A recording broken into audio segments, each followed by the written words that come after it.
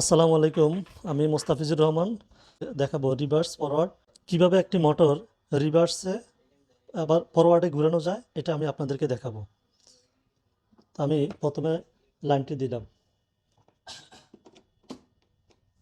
ফরওয়ার্ডে মোটরটা চালিয়ে দেখিব।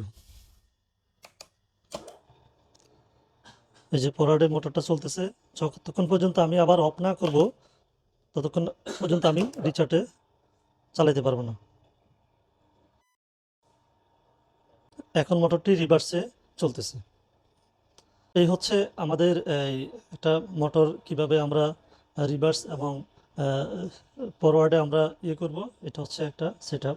আপনারা কেউ যদি ভর্তি হতে চান বা ইচ্ছুক, এখানে খুব সুন্দরভাবে, খুবই পরিপূর্ণভাবে দক্ষ টিচারের দ্বারা খুবই ভালোভাবেই এখানে অনেক ইনস্টলমেন্ট আছে।